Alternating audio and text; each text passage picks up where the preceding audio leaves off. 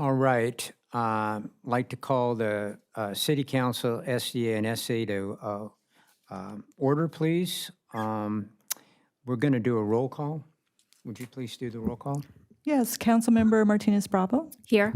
Vice Mayor Tennyson, Here. Councilmember Tripoli, Councilmember Santangelo, Here. and Mayor Kildee.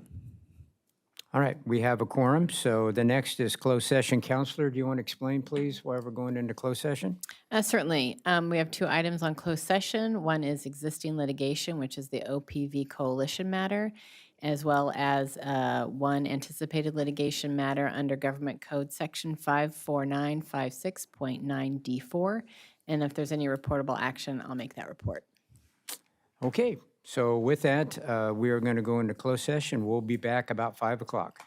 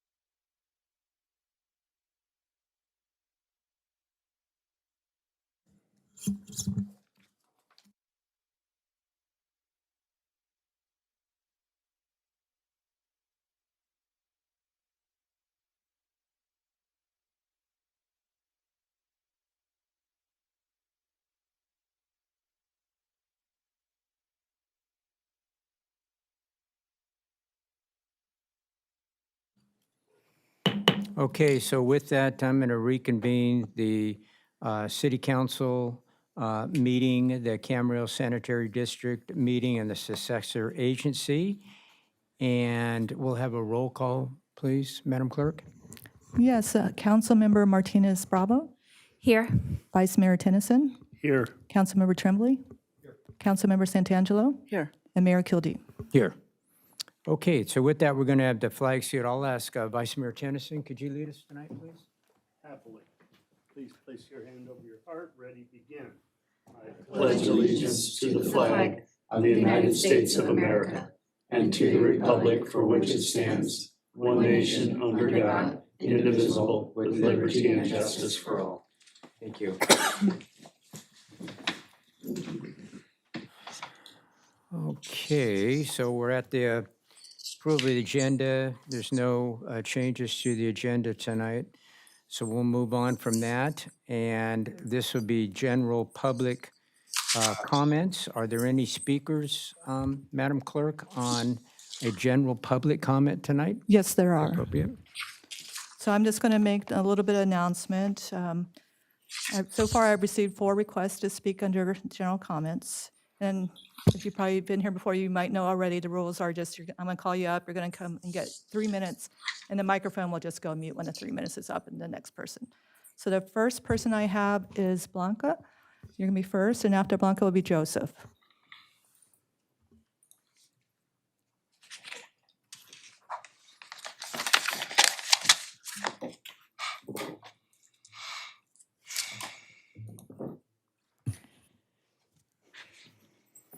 Good evening, Mayor Kildee and council members. I want to start by saying, I know you cannot change federal laws. I know who to call, and yes, I have called them. I also want to restate that I no longer come here expecting change. I come here to be on the record, so when history looks back on this time, your actions or inactions will be recorded. This evening, I want to talk about our sheriff, Sheriff Freihoff. When he last visited this council on August 13th, 2025, he said, and I quote, "We don't coordinate or collaborate with immigration authorities as it relates to anything immigration." He said that here, before this council, before this community, and before the family of Jaime Alanis Garcia. Then, just recently, at the Board of Supervisors Truth Act Forum, Sheriff Freihoff said, and I quote, "The only person that can communicate with ICE related to anybody is people that are in my jail, and that is me. That is my decision to make, not yours." Sheriff Freihoff's voluntary cooperation with ICE as it pertains to people in our jail is coordination, is collaboration. Those statements are contradictory, misleading, and at worst, dishonest. Why does this matter to you? Because as a city that has chosen to contract law enforcement services through the Ventura County Sheriff's Office, you can and you should demand better. Comments like these and the actions behind them erode trust in our community. I also want to leave you with again stating how dangerous the Supreme Court's recent ruling is to our community. Allowing people to be profiled based on the color of their skin, the language that they speak, or the low-wage jobs they work. And I'll close with the words of the late, great Justice Ruth Bader Ginsburg. "Fight for the things that you care about, but do it in a way that will lead others to join you." Thank you. Thank you.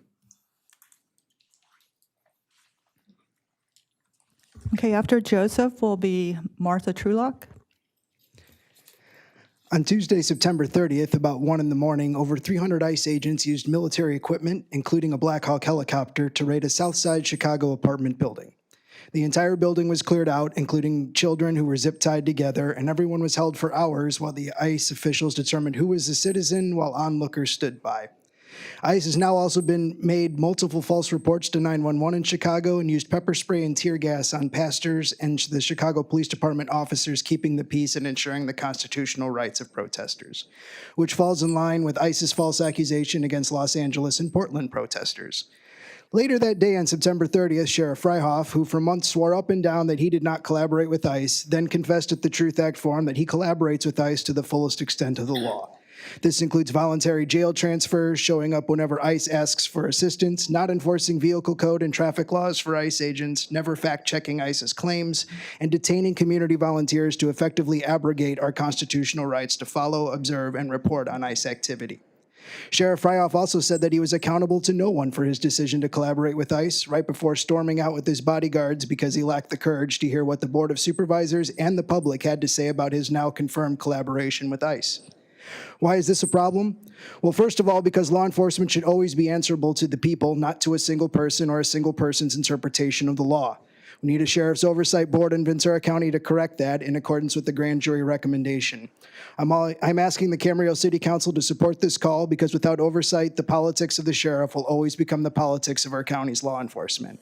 And right now, our sheriff is deciding unilaterally to collaborate with ICE and refusing to listen to his constituents, instead blaming community organizations for reducing trust in law enforcement. Moreover, since Camarillo outsources their public safety to the Ventura County Sheriff's Office, then the politics of the sheriff also become the politics of the Camarillo Police Department. So we can assume the Camarillo Police Department is also cooperating with ICE to the fullest extent of the law, despite swearing up and down they did not work with ICE, and which explains a lot of the harassment our community organizations receive from following, observing, and reporting on ICE activity within the city limits of Camarillo. It should bother everyone in Camarillo that the politics of our city's law enforcement is at least partially decided by a county-wide vote for sheriff.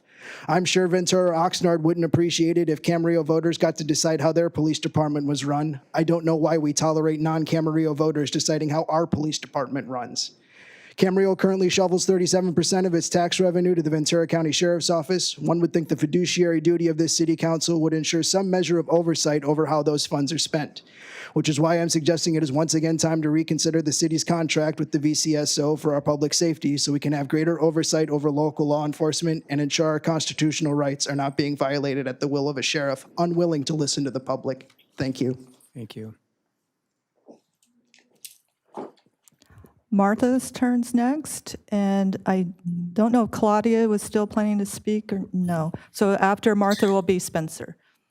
First of all, I'd like to make note of the backpack and the sign that's out in the access walkway. I can walk around it, but I've noticed it at several meetings. I assume that is so that the information on it can be viewed by the camera. I think it's a problem. I'll let you deal with it. I'm actually here because it's a public forum, and I want to acknowledge the massacre of innocent women, children, and men on October 7th in Israel. And I pray that there will be a peace deal. The other thing I want to say is 805, it astounds me, the misinformation that comes out of this organization. Something we all have to live with. We all have a First Amendment right to say what we want as long as we're not obstructing law enforcement. My issue. The last thing I want to say is the place for us to make a difference is at the elections. There's an election on November 4.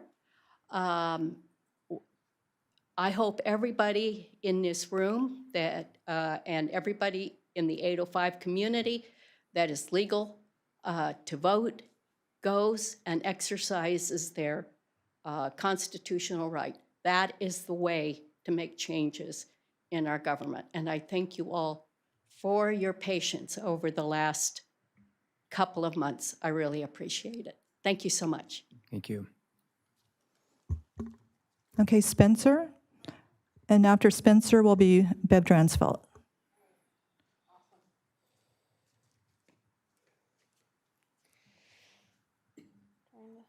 Sure. All right.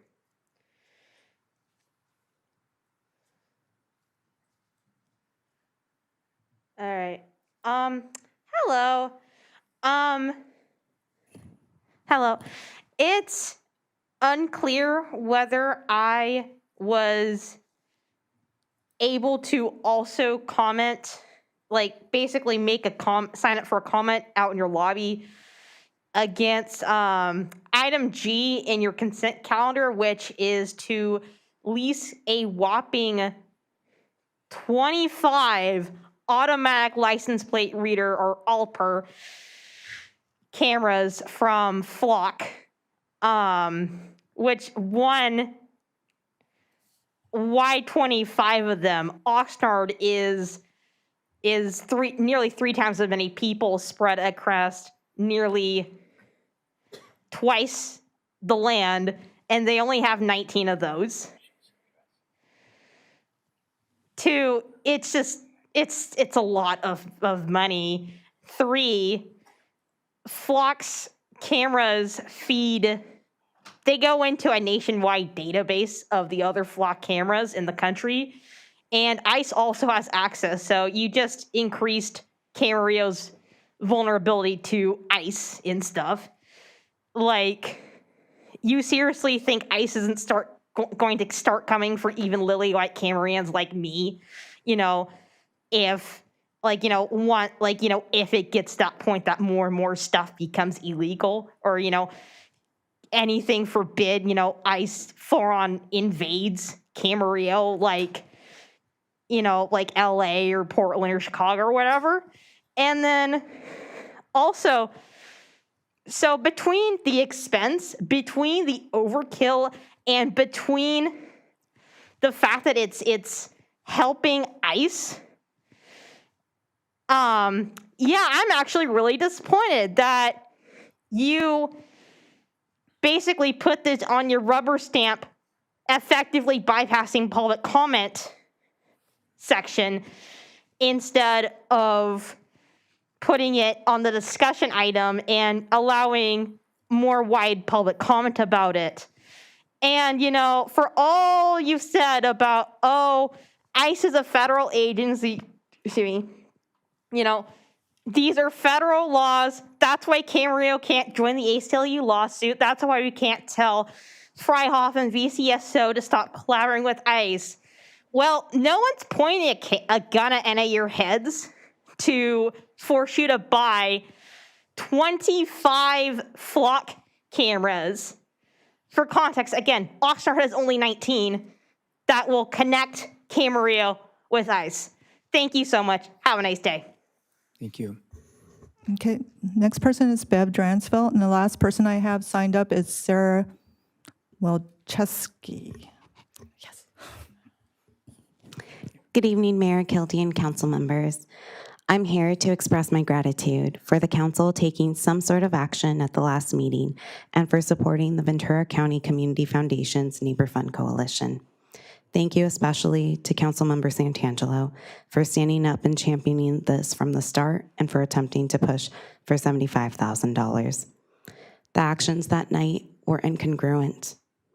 If the council did indeed support VCCF, why divert funds directly to food share when through VCCF that impact could have been doubled? Fiduciary responsibility was a concern. It's a concern of mine as well. It's a concern of all of ours. We're all taxpayers.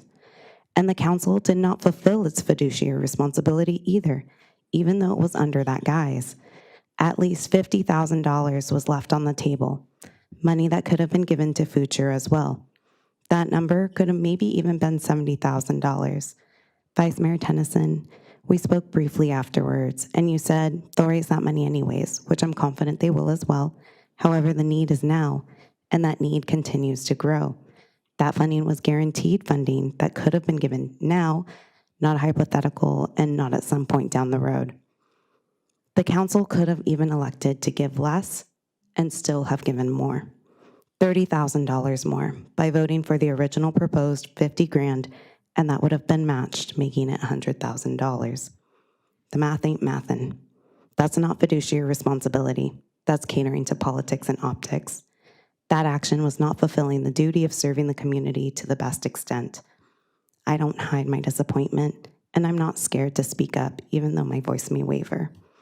Just as you call on others for accountability, I call on you for yours. I understand decorum, politeness, getting along to go along, but the real and the hard conversations are not happening. They're not even acknowledged. It's skirted around by talking about hunger, or that it's a federal issue and that's the way it is, but it's more than that. Until that's acknowledged, we aren't going to get anywhere. I also request that item G is pulled from the consent agenda. Thank you. Thank you. Okay, Sarah?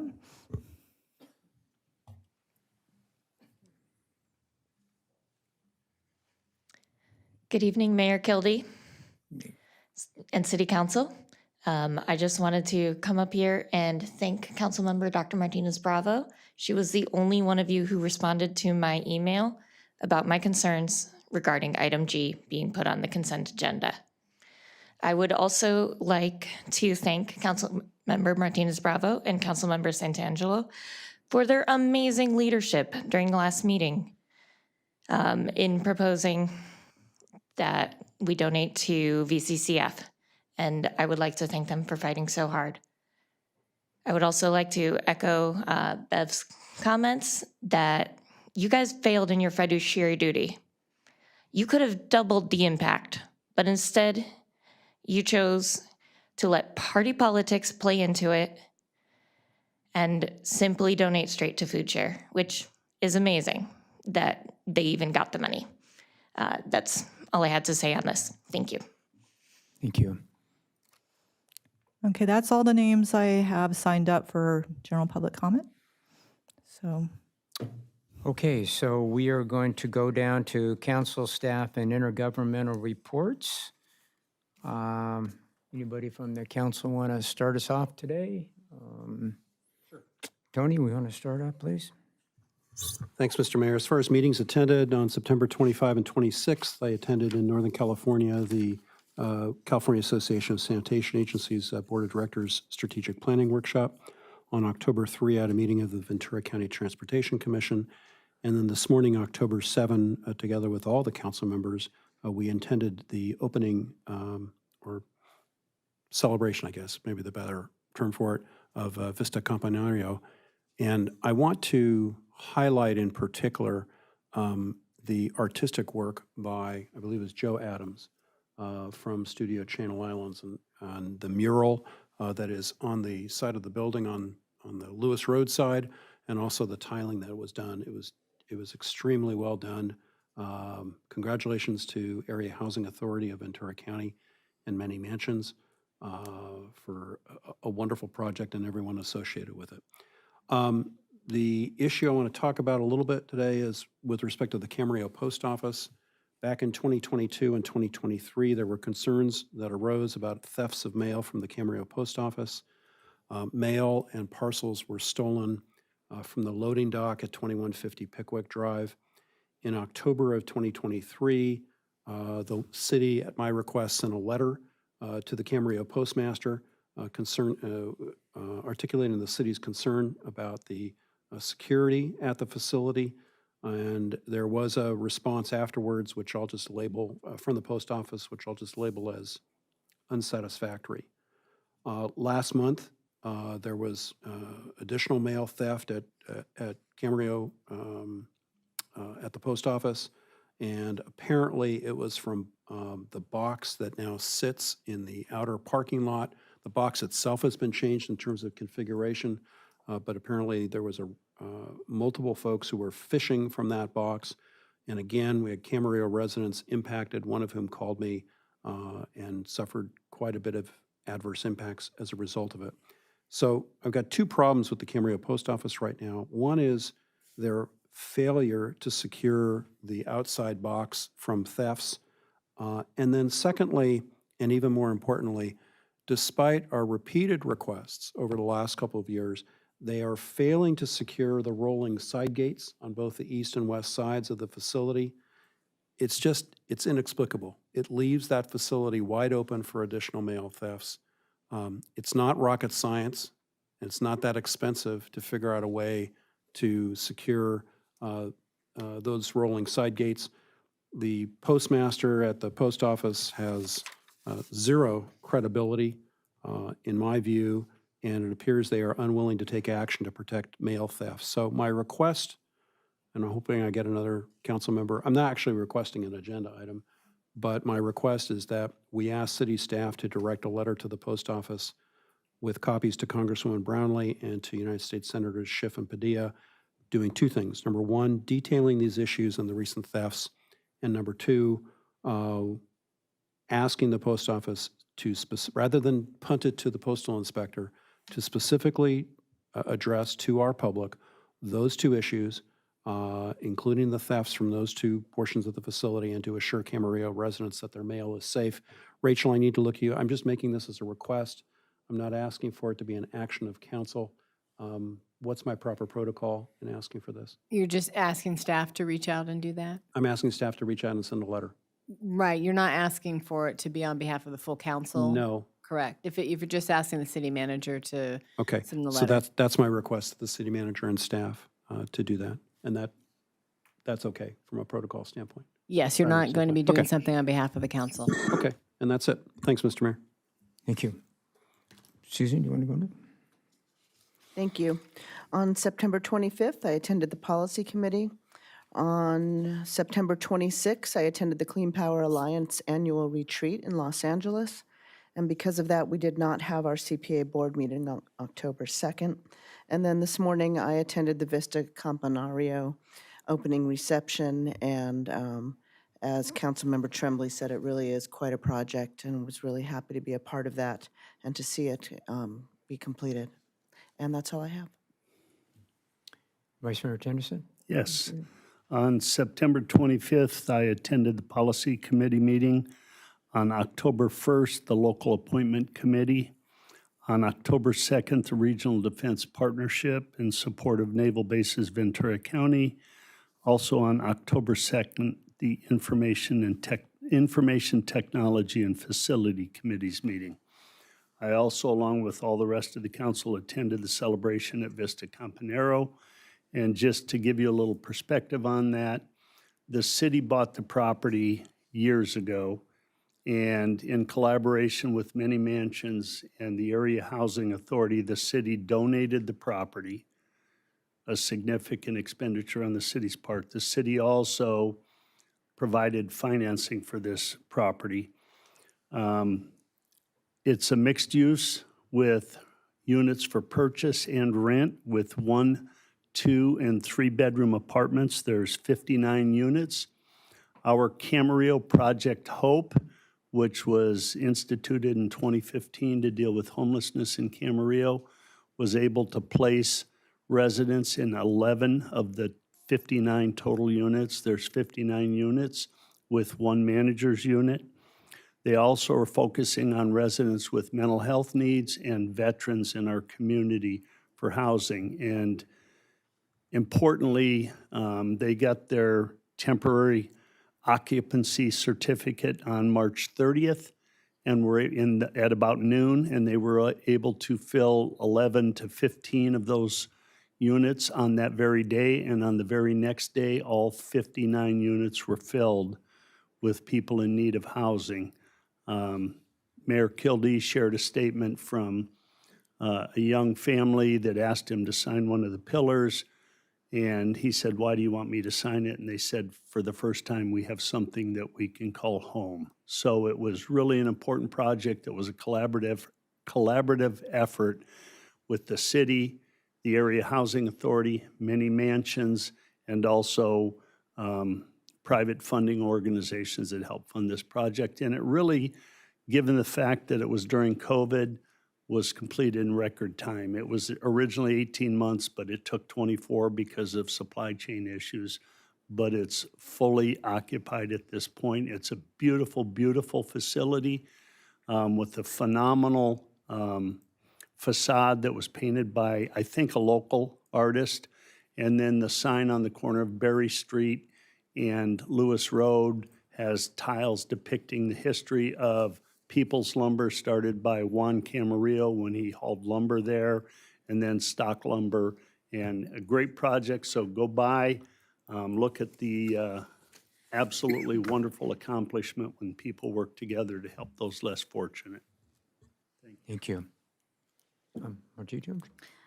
Thank you. September 27th, I attended the Camarillo Reads event out at the Camarillo Library with author Lisa C. And I was truly honored as president of the library board to provide an introduction and to thank the many community members that were there in attendance and in participation. It was a very well-attended event. And on October 7th, today, I also attended the Vista Campanario opening celebration here in our city. Councilmember Tennyson, I think you spoke to what I was going to touch on, but I will say I'm extremely proud of our city, the fact that we purchased the property, donated it, and now there are 59 families who were facing housing insecurity and other difficulties who now find this their home is extremely heartwarming for me. So I'm very proud of that work. And thank you to council who was here before us, council here, and to staff, and to all the entities who took part in that. Thank you. Anything else? All right, so Saturday, September 27th, I attended the CSUCI's President Dinner and our own Chris Meisner. Got a nice award there. Meisner Filtration is who Chris and his wife Laura own. Monday, September 29th, I attended the Coffee with a Cop at Chick-fil-A. Wednesday, October 1st, along with Councilmember Tennyson, was a local appointment committee. Thursday, October 2nd, Information Technology and Facilities Committee, and we were able to take a tour of the new Distar Park. Not quite ready yet, but stay tuned. It's really beautiful. Thursday, October 7th, I also had the pleasure of attending the Vista Campanaro opening reception. And along with what's been said by Vice Mayor Tennyson and Councilmember Martinez-Bravo and Councilmember Santangelo and Councilmember Tremblay, we started it in 2019, and a lot of folks said we couldn't do it. It's a little bit too much to chew on here, but we did. And it's a beautiful facility. If you get a chance to go over there and see it, I defy you to look at that and say it's anything resembles affordability housing. It looks absolutely beautiful, and I commend all those that were involved in that. Too many names to name all of them here, but they know who they are and how important it was, and the support. And when people get together and do things, we can do some really great projects here. So they have a list of about 400 people. So hopefully we can do some more of something like this. It's definitely needed. So with that, there's nothing else. We'll go down to the consent items. That's item C and G, and this is a time for public comments on consent items. So if any public wants to talk on the consent, this is the time. Madam Clerk, do we have anybody that would like to speak on anything? On the We do consent have item? speakers that want to speak on item G. So same thing, I'll let you know who's first and who's second. The first one I have is Joseph.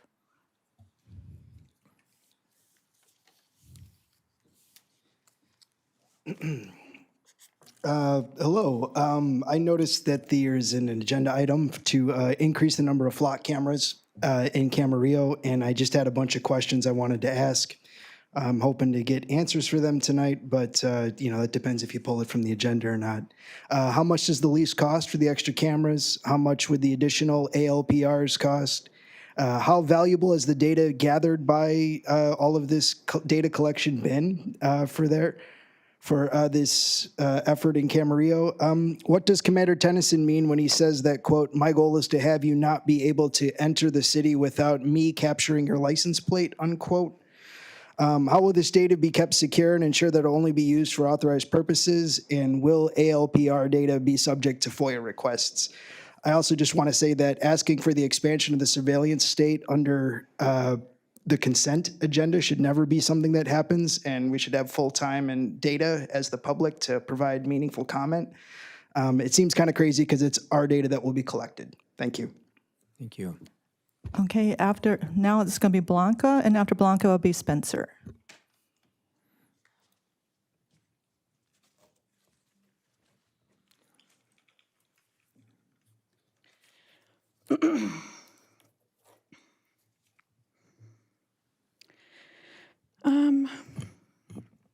Well, I did email all of you individually, and I do want to say that the only person I received a response from was from Martita, so thank you for that.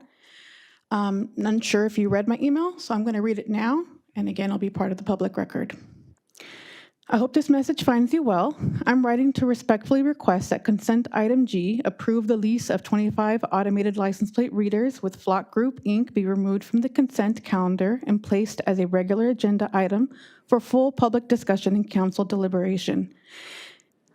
Because this proposal involves expanding surveillance technology throughout the city, it raises important questions about privacy, data sharing, oversight, and community trust. These are not routine administrative matters and deserve open dialogue and public input. The community should have the opportunity to provide public comment for the record, and council members' own views should be included in the formal discussion. A recent VC Star article titled "Ventura County License Plate Scanner Network Grows, Concerns Activists," dated September 26, 2025, highlights a growing concern over the rapid expansion of automated license plate readers across the county and the lack of consistent oversight and transparency. One statement in particular from Camarillo Police Chief Tennyson stood out as deeply concerning. He said, and I quote, "My goal is to have you not be able to enter the city without me capturing your license plate," end quote. The comment reflects an approach that prioritizes surveillance over privacy and public trust. It underscores exactly why this issue should be discussed publicly, not approved without debate. Additionally, the staff recommendation authorizes future amendments, annual cost increases, and additional purchases, effectively granting ongoing authority without further council review. This level of delegation warrants open examination, not consent calendar approval. By moving item G to the regular agenda, the council will 1, affirm its commitment to transparency and community engagement, 2, allow residents to voice their views for the public record, and 3, ensure council members' deliberations and positions are included in the official minutes. Thank you for understanding this request and for your continued dedication to accountable governance. Thank you. Thank you. Okay, Spencer, and then after Spencer will be Sarah, and that's all I have signed up for this item.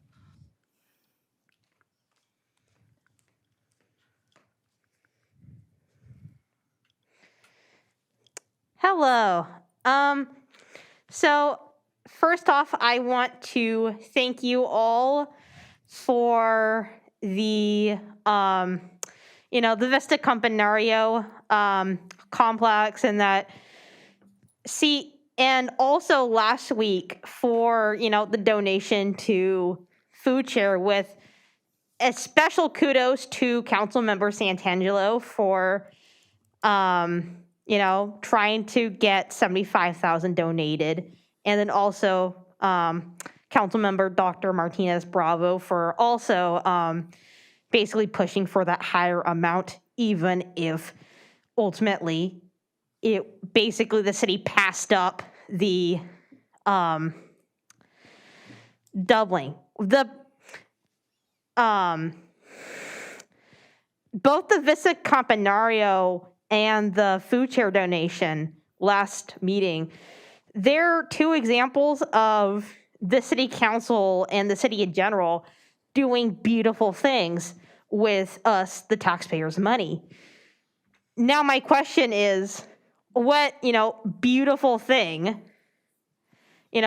As a, Vista Campanario, it's, providing housing to people who've never had stable housing, and it's beautiful to boot. The food share donation, obvious. What's beautiful about, paying all this money and paying more money every year to lease 25 ALPR cameras from Flock to start, with notably it being in the agenda that, you're considering getting even more. I don't know why. Again, Oxford only has 19 for the whole town, whole city. And, and for what? More surveillance, more data sent to ICE. And they're not even effective at fighting crime either. Somewhere less than 0.5% of all imagery taken by ALPR cameras, what the city is considering leasing from Flock. Yeah, less than 0.5% of those images are actually remotely useful in fighting crime. So, yeah, what are regular Camarians? What are we getting for our taxpayer money with these 25 ALPR cameras the city wants to lease from? Thank you. Okay, our last speaker, Sarah.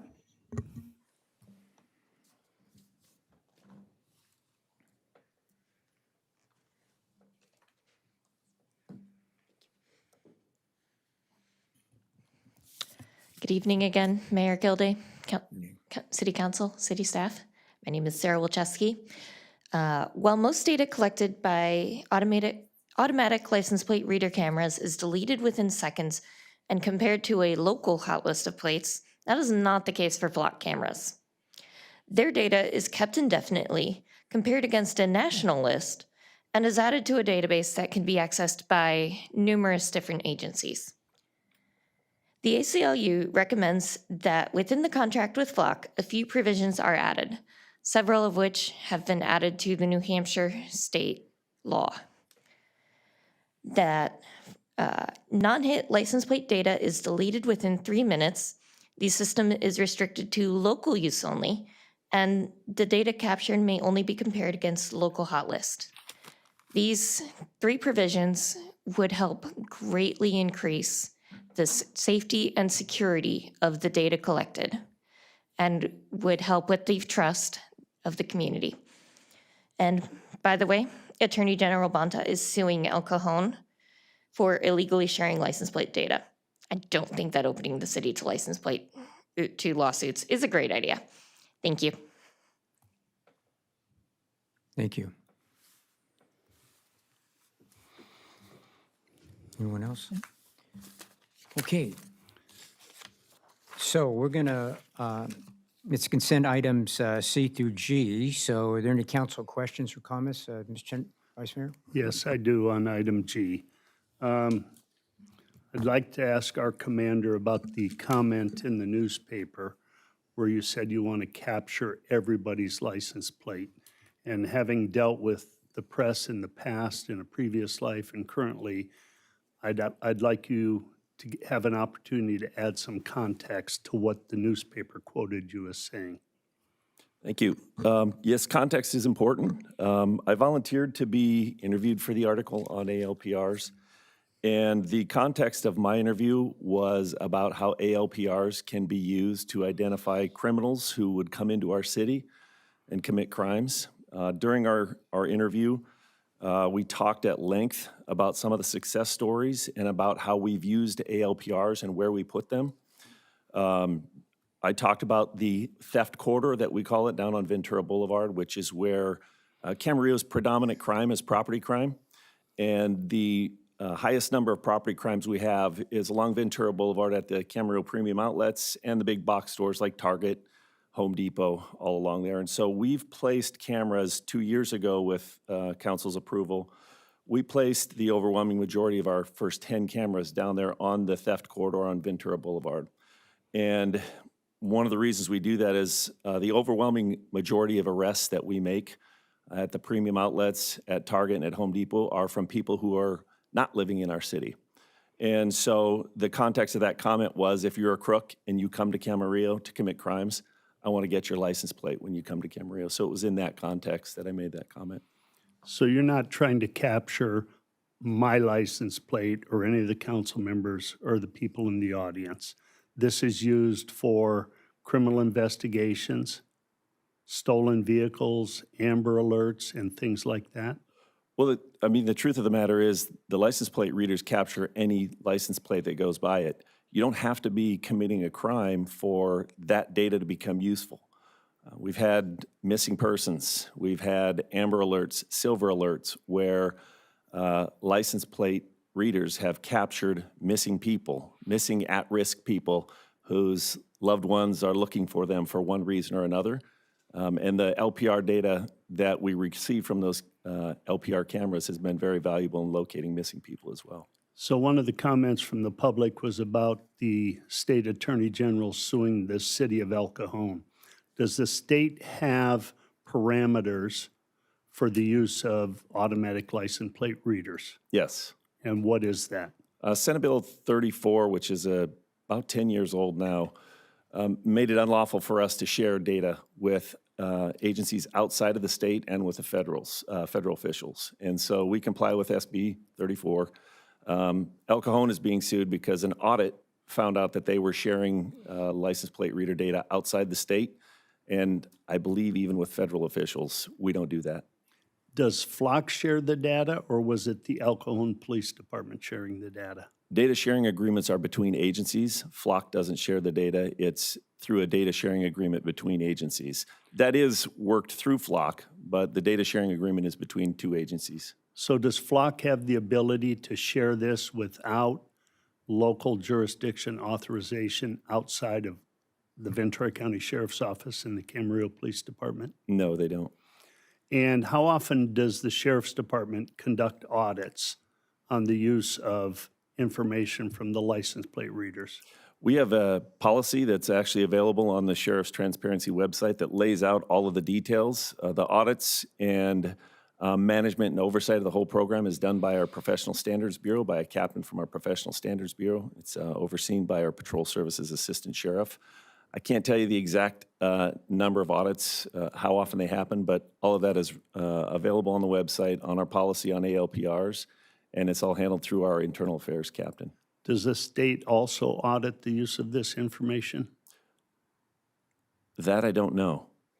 And do we have any other technology that law enforcement has used forever that has routine audits that the Sheriff's Department has held people accountable for misuse of? Yes. And what are they? Well, the most common is through CLETS. What's CLETS? What's that? What is CLETS? Should have known you might ask me that. It's a database, it's a statewide database where we run people against warrants, against probation, we run stolen vehicles through CLETS. It's a database that all law enforcement agencies communicate through to run DMV information. It's essentially a clearinghouse from multiple agencies and entities' information that we run folks through. And yes, we have held people accountable for misusing that in the past. It is audited regularly. We're provided with audits. We have to take tests every 2 years, I believe, to be certified to use CLETS. But that's probably the most significant database that we use that is audited and monitored and has been unfortunately misused in the past.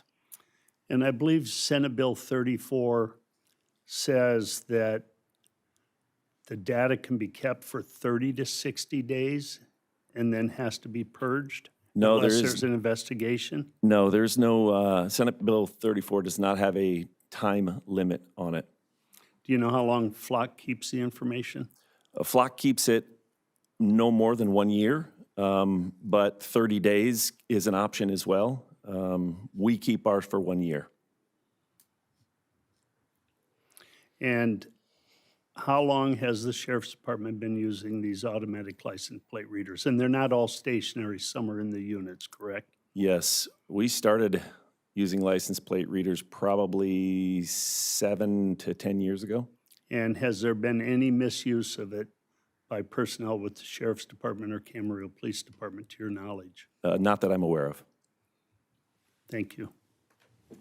Okay, are there any other, Margita? Any questions? Yes, Mayor, and thank you, Councilmember Tennyson. There were multiple questions that I had that you asked, and for the record, Councilmember Tennyson is not the council member that I spoke with about this item specifically. So I do have a series of questions, and the first question that I have is actually for our city attorney, Rachel. Correct me if I'm wrong, but our involvement with the automated license plate readers is limited to the lease of the equipment? Correct, the item on the agenda is just for leasing the equipment to then be utilized by the sheriff's department, not being utilized by the city. Okay.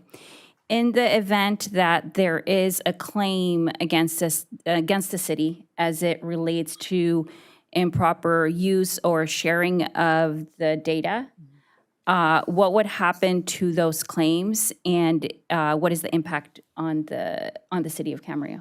Well, if a claim came in, it's going to be sort of related to the use of the information. It's not going to be related to this lease agreement. So we would tender that claim to to Ventura, and they would then indemnify and defend the city because it is actually related to their activities, allegations related to their activities. It would not be related to our decision to lease the equipment. Okay, so from what I'm understanding, is that the city of Camarillo would be indemnified, and it would be the county of Ventura that would be Correct. responsible. It's not our employees that are going to be able to access this information. Okay. This question was asked by Councilmember Tennyson, but would you be able to go more in depth and provide an overview of the California Civil Code as it relates to the ALPR technology? And I'm trying to better understand what the parameters are that are set within the state government. Well, yes, correct. And what the police chief indicated is, SB 34 has been adopted into the civil code, specifically civil code. I'm just reading from the statute now. 1798.90.5 at sec in the following sections. And generally speaking, the state law does require that operators or end users of this information have to have a privacy and usage policy. So again, sort of what the chief was indicating, only certain people are permitted to even have access from the department to this information. Then in addition, there are restrictions on how that data is shared.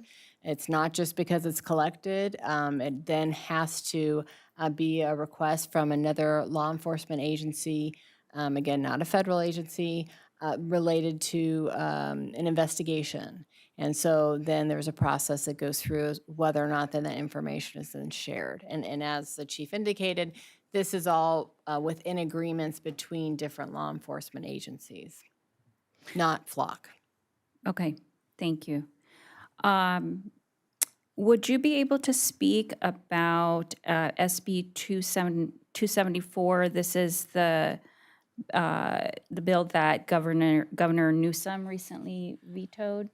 Right. I don't have all of the details in front of me, but there was legislation proposed and was on the governor's desk that would have additional requirements and restrictions related to the use and storage of the AALPR information, and the governor did just earlier this week veto that bill. He felt that, or his statement was that he felt that these additional restrictions would actually interfere with the ability to use it for investigatory purposes. Okay, thank you so much. The other question that I have is actually for our chief of police.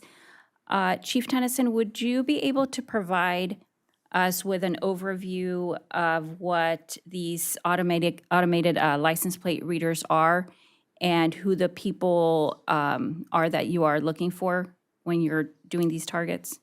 Yes, it's actually a pretty simple concept. The license plate reader is a camera within a box. We mount them up on a pole somewhere. It's got to be a certain height off the ground, and it captures not just license plate readers, but it actually captures demographics from a vehicle now too. So as technology has improved, so has the ALPR. So it'll actually tell us now what color the vehicle is. It can tell if it's a pickup or a sedan or something like that. So it's not just a license plate reader. What happens is when a vehicle goes by the license plate reader, though, it does capture an image of that vehicle and an image of the license plate. Those images are stored for a time period. With the Sheriff's Office for Flock, it's 1 year. They can be searched and compared against hot lists. So those images are automatically searched against a couple of hot lists. One of those hot lists is a stolen vehicle hot list that comes from the state of California. That stolen vehicle list is updated multiple times throughout the day. So as you imagine throughout the state, anytime a stolen vehicle is reported to law enforcement, we call our records division, and our records division calls the state and lets them know we had another stolen vehicle. The minute that happens, it's entered into a state system, and there is a handshake between Flock and or any other ALPR, between those ALPRs and the state several times a day to update that information. So if one of those stolen vehicles then goes by one of our cameras, that camera sends an alert back to our real-time crime center down in our dispatch center, and they will broadcast the information. It's really just a lead. It's not saying that a crime occurred. It's not guaranteeing that that's the vehicle that passed. It's a lead for us to follow up on. And so our deputies then will go to that area. They'll see if they can find the vehicle in question. If they can, they verify the license plate visually and verbally verify it with our dispatch center. And if they find the vehicle, they'll conduct a high-risk stop and conduct their investigation. It can also be compared to other lists, wanted people throughout the state, people who have warrants for their arrest. If they're known to use a specific car, that can be uploaded into the system, and the Flock ALPRs can be compared against those hot lists as well. As I had mentioned previously, we use it for missing persons regularly. So if a person goes missing, let's say an elderly person who's got a medical issue or takes medication, they don't have it, but they've left in a vehicle, we can enter those vehicles into the system. And anytime a license plate reader captures that plate, it will send an alert back. And we've had some really good success stories on cases just like that. Okay, thank you. So over the weekend, I was trying to do just some research to better understand this, and I had multiple questions, which I've delineated here. But one of the documents I came across was the Automated License Plate Readers, a Roadmap for Regulation. This was a paper produced by the Policing Project from NYU School of Law. And I believe all of you have a copy of that there.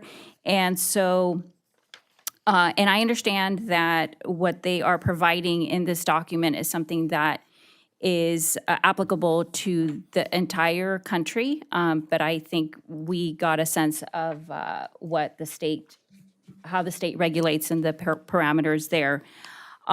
Nevertheless, some of the topics that were discussed in terms of what the parameters would look like, it includes privacy, over and counterproductive policing, misuse, false alerts, equity, and transparency. So I do have some questions, and I think for the privacy and data retention, I think you answered what data you are collecting, how long ALPR data is stored. So it's stored for a year? 1 year. Okay. And who has access to ALPR data and under what circumstances per your policy? Yeah, we only authorize users who have been trained to use the system, have access to it. And some of the instances that I've already explained, investigating a crime and attempting to find missing people, would be instances. And it's all, again, it's in our policy and procedures as well. And can you remind the public where they can find the policies and procedures? Yes, it's at venturasheriff.org, and there's a tab that says Transparency, and you'll find actually a ton of useful information under that Transparency tab. So I always encourage people to go there. You'll find out a lot about the Sheriff's Office and how we operate there, but it's under that Transparency tab. Okay, thank you. The next question that I have is on policing effectiveness versus over-policing. How do you measure the effectiveness of ALPRs in reducing crime? Well, first of all, we only place ALPRs in areas generally where there's a crime or a trend that's occurring. So I noticed one of the things in here talked about the over-policing or counterproductive policing. Our biggest crime in Camarillo, number one crime is property crime. And of property crime, the one location that is the single greatest source of property crime is out at the Camarillo outlets. And so we use those cameras to generate leads in those cases and follow up on. Sometimes those leads are fruitful and other times they're not fruitful. We do keep track of success stories. So for example, this year, our Arctic, by the end of August, they had identified 34 different stolen vehicles that had passed by one of our license plate readers this year alone. I think we had about a dozen or 15 arrests that we made from going and finding those 34 vehicles while they were occupied and being able to make arrests. So some of the stats we keep, stats like that on recovering stolen vehicles, we have those stats, a running total on that. Okay, thank you. In terms of false alerts and misuse, have there been any incidents of wrongful stops, detentions, or arrests based on inaccurate data? And if so, what was the response? There have been none that I know of. And again, our policy covers that. Whenever we get an alert on one of the license plate reads, the policy dictates that we have to verify it. A human has to verify that before we can make a stop on it. So to my knowledge, we haven't had any false stops. Okay, thank you. What checks are in place to ensure that law enforcement officers verify alerts before taking enforcement action? Or how do you address potential misuse, I guess is another way to frame that.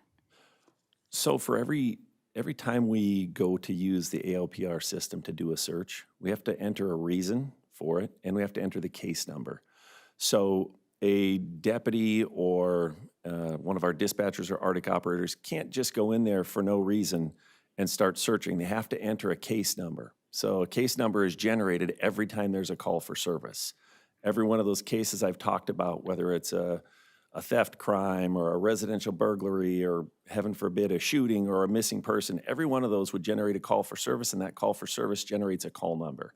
And so when we start using the ALPR system to generate leads, we have to enter in that call number into the system. That's recorded, and there's an audit trail for every single search that's done within Flock. There's an audit that is connected to the user who has, everybody has their own individual username and sign on. It's connected to that. So we have an audit trail from start to finish whenever the system is used. Okay, thank you. And then on to equity. Police own surveillance technologies often, and I'm reading this from the actual document. Police-owned surveillance technologies often are deployed disproportionately in communities of color and lower SES status. Given that some of these entities state that minority groups are disproportionately affected, does the department have any practices to address any of these concerns? I don't know where the data comes from this paper that shows that, but I will tell you that we place our cameras based on trends. And as I explained earlier, the theft corridor in Camarillo is the #1 place that we have trends. That doesn't mean we don't have crimes elsewhere in the city of Camarillo. And that, in part, is what we're hoping to do. We're supplementing what we have down on Ventura Boulevard now, but we're adding some in other places of the city, too, because we do have crimes elsewhere in the city.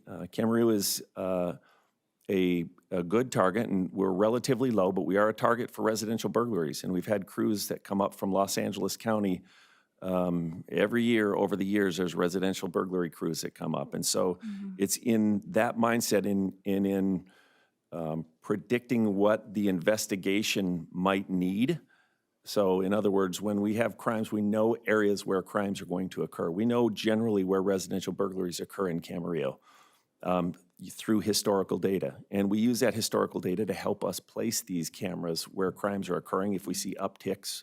But it's a responsible thing to do when we know crimes occur in these specific areas. So we don't base our placement on race or socioeconomic data. We let the crime tell us where we're going to deploy the cameras. Okay, thank you for clarifying that. And then moving on to transparency. I guess the question was, is the public informed where ALPRs are located and how they're used? We But do not specifically inform the public where each ALPR is located. I will say we also don't hide it. They're not covert cameras. They're overt cameras. We use solar panels to power them. So if you see one, you can't miss it. But we do not specifically say where it's at. I will tell you that I've been talking with the sheriff, and we are going to be working with Flock to create a transparency portal, which will include all of the agencies that we share data with. It'll be a link to our policy, which it's already on the sheriff's website, but this will be through Flock. That'll have a link. It'll tell what we use it for, what we use the data for, and how we use it. So we'll be working here in the next couple of weeks with Flock to create a transparency portal so that people can go and see what we use the data for, how we use it, and how much data we have. okay. That actually answers my next question, which was, do you publish regular transparency reports detailing the usage or hit rates or data sharing? And it sounds like you're in the works. We are. Okay, thank you so much. I already asked about the ALPR policies and where they're available. And then the last question is, what is your department's policy when sharing information with other law enforcement agencies, including the federal government? We don't share with the federal government. We don't share with outside California states unless they serve us with a subpoena or a search warrant. We only share with local states, and we have a sharing agreement that we use through Flock to share that data. Okay. Well, thank you very much, Chief Tennyson. I have no further questions, and the ones that I had and concerns that I had, I think were answered to my satisfaction. Thank you. You're welcome. Thank you. Anything from anybody else? Susan? I had a few questions, but they've been covered, so I'm not going to ask them again. Just wanted to put that on the record. Thank you. Anything else from anybody else? I have one question, Eric, and a lot of the questions have been asked. Good discussion. Eric, you keep the data for a year, and then what do you do after a year? How is it disseminated? It's deleted. It's deleted, okay. Yes, unless it's been downloaded as a piece of evidence from a case, but otherwise it's deleted. It's deleted, okay, after 1 year. Yes. And is that kind of a normal policy? I believe you said that it's a year. I believe the states say that you have to keep it a year. They don't really have a policy, but others do, but They don't have a policy at the state level. Yeah. The legislation that was vetoed was proposing a 60-day retention period, but that did not pass. And so we have a policy at the sheriff's office that says we can keep it for 5 years, but for the Flock data, we're only keeping it for 1 year. Okay, thank you. Any other questions? All right. Are you asking for comments? I'm asking. Hold the item. I'm not clear where we are. We're I just. have a comment, Do you have a comment? but I don't know if it's right to give it at this I think it is. Why don't you give your comment right now? Okay. Yes. Having, and I appreciate all the questions that my fellow council members have raised. I think in my review of this issue and research on this issue, I think it's instructive to read into the record the veto message by the governor from October 1, 2025, at least that excerpt pertaining to some of the questions that were raised here. The SB 274 was vetoed by Governor Newsom. His veto letter describes SB 274, which basically goes over and above the regulations that are already in place from SB 34, which the Ventura County Sheriff's Office already complies with. The way Governor Newsom described SB 274 is this bill restricts the use and sharing of automated license plate reader data, including by placing a default 60-day limit on how long public entities may retain ALPR data. And I think this is the instructive excerpt. And this is a quote from the governor's veto message. I appreciate the author's intent to prevent information regarding a person's whereabouts from falling into the wrong hands. Nevertheless, this measure does not strike the delicate balance between protecting individual privacy and ensuring public safety. For example, it may not be apparent, particularly with respect to cold cases, that license plate data is needed to solve a crime until after the 60-day retention period has elapsed. Conversely, restrictions on interagency data sharing may impair solving crimes in real time, such as highway shootings, where the suspect may be rapidly crossing jurisdictional boundaries. Further, by restricting law enforcement agencies' use of ALPR information only for locating persons or vehicles suspected of involvement in crimes, and that's what SB 274 tried to do, this bill would prevent the use of this information to locate missing persons. And I wanted to read that into the record because I thought it was instructive. It was an instructive veto message from Governor Newsom. Thank you. Okay, thank you. Any other comments at this time? Vice Mayor Tennyson? Just one follow-up question for the chief. You said that Flock cannot share this information without local jurisdictional approval, right? Correct. Thank you. Any other questions? Okay, so it's the will of the council. We do have consent items C through G. Move approval? I can second. There's a motion and a second. Is there any further discussion? Hearing none, please vote in just a second here. Okay, please vote.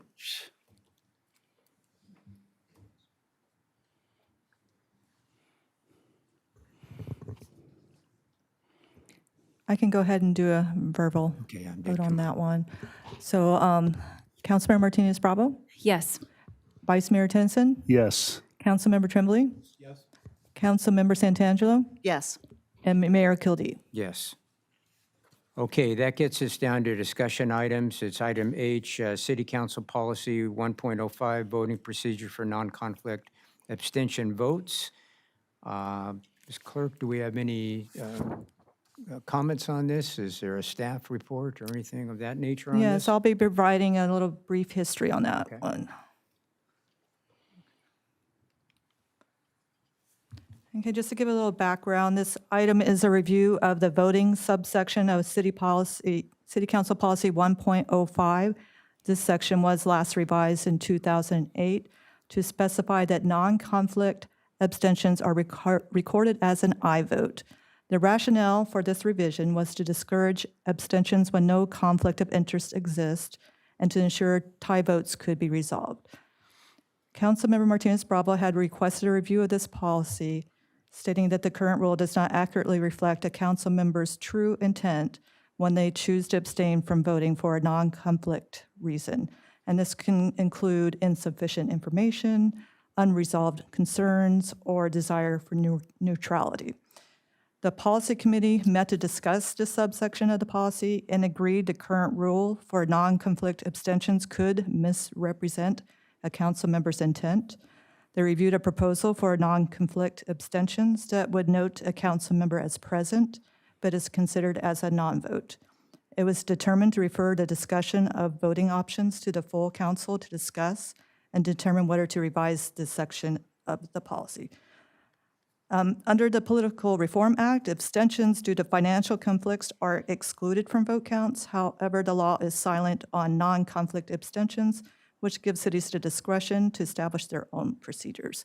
So on this next slide, you're going to see the comparison of the current rule versus proposed rule. Our current rule, as we just specified earlier, the non-conflict abstentions are counted as an aye vote. A common law, the non-conflict abstentions are counted with a majority vote, If no majority, the abstention is a non-vote. With a traditional, it treats non-conflict abstentions as non-votes in all circumstances, which is based on the Rosenberg's rule. We have an exception to that. The affirmative majority counts voluntary abstentions as affirmative vote only when needed in a split votes to create a majority. And the one that was proposed at the policy committee is the non-conflict abstentions, which are recorded as present and is considered a non-vote. So the recommendation for this is to discuss and provide direction to city staff on any amendments to City Council Policy 1.05 concerning how abstentions are handled for voting purposes. If you have any questions regarding any of those proposed, I would defer to the city attorney. So I'm just going to go back to that screen. Okay, so now we're, anybody have any questions before we start our deliberations on this? Any questions on this for the city attorney or anyone else? No? Okay, so we'll get into the discussion on this. Did you want to ask for any public comment? I didn't have any signed up. Did anybody want to speak on this item? Public comments on this No. one? I don't see anybody. Okay, so we'll start our discussion then, please. Who would like to, anybody like to start off on here? Oh, Margita. I can start since I Okay. brought this to the table. So for context, there was an item that was brought to City Council and was on the agenda. And as we were discussing it, I had a multitude of questions, and I felt that I did not have all of the information to make a decision at that point. For that reason, I decided to abstain due to lack of information. My abstention vote was actually counted as a yes, which is why I then brought this forward. And so I really appreciate all the time that staff took and that all the time that our fellow council members took to go over this. I'm open to what the proposed resolution could be, and I think I would be open to a non-conflict abstention, which is being recorded as present, and as long as it's considered a non-vote and not a yes vote as it has been in the past. I think that was a recommendation, it looks like, from the policy committee that Councilmember Tennyson provided, but I'm also open to hearing what others have to say. Anyone else? Vice Mayor, would you like to? I did a lot of research into this after Councilmember Martinez Bravo brought it up, and I submitted the alternative policy. I have fairly strong feelings. It's our job to take votes, no matter how uncomfortable they may be, with the knowledge that's presented to the council. And if you don't feel comfortable with the knowledge, you always have the right to vote no. And if you are comfortable, you have the right to vote yes. I personally think a non-conflict abstention kind of takes the heat off of us as elected officials, but in deference to a council member who made this request, I did a lot of online research. There are councils that allow people to vote present. Our state legislature allows people to vote present. The federal government allows people to vote present. My choice is we vote yes or no. But I will not oppose looking at this since I provided the input on this alternative. I won't oppose it, but I just feel strongly it's our jobs as electeds to make the hard decisions with the information presented to us. And if we're not comfortable with it, we vote no. But again, I'm fine with the new direction if the rest of the council wants to go that way. Any other comments? Susan, do you want to? I'll go next. I actually agree with you. I feel pretty strongly that we're here with you. Yes. I feel pretty strongly that we're here to make those decisions, and sometimes it is uncomfortable. But we are here to vote yes or no. So I would agree with what you have to say, because I do see some wiggle room, and so I'd be willing, I guess that would be the traditional way. So I would be okay with that as well. Mr. Tremblay, anything tonight? Thanks, Mr. Mayor. Well, I agree with Councilmember Santangelo and Councilmember and Vice Mayor Tennyson. I think our job is to make hard decisions, vote no. If you haven't received data to your satisfaction, then you would vote no. I think at the time that this policy was entered into, what was it, 17 years ago? You may have had a very different council. My experience as a lawyer representing several public entity boards over the years, and typically we've gone into the common law rule or the traditional rule, and that is when you have a situation where there are repeat abstentions, meeting after meeting after meeting. That is not the case here. We don't have that issue here. I would feel differently if we did, but we don't. And I want to be sensitive to what Councilmember Martinez-Bravo has said. I'm fine. There's no difference, really, and let me ask the city attorney this. There's really no difference between the traditional versus the non-conflict abstention, correct? Because on a It's just terminology. The 2-2 vote, it would still fail, right? Yeah, so I'm in agreement with Susan and David. I can support either either a motion on the non-conflict abstention or the traditional. Okay. So I was here 17 years ago, and the reason why we had Tell the us the current history. rule, well, we had a very robust conversation on that, and specifically wanted everybody to take their voting serious, which they've done here. However, that was a different time. There's no question about that. I do think it's important that we do vote up or down, yes or no. So I could support the traditional or the non-conflict abstentions are technically the same here. But I think it's important that we do take the tough call, take the tough votes, and either support it or not support it. So with that, somebody like to make a motion and see where we are on this? So, Yeah, and the only thing that I will add is absolutely, like, for the record, in the 3 years that I've been here, I think I was the only one who abstained then, one time. Other than that, we do provide our votes, and I'm definitely open to the traditional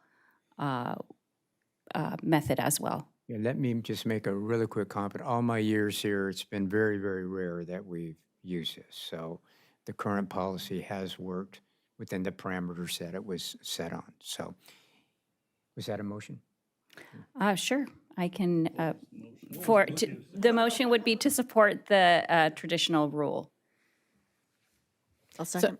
Yeah, and just for clarification, then, basically, currently, our policy exempts that Rosenberg's rule, and now we can amend the policy and just be consistent with Rosenberg's It rule. would be. Correct. Yeah, Thank you. important distinction. Thank you.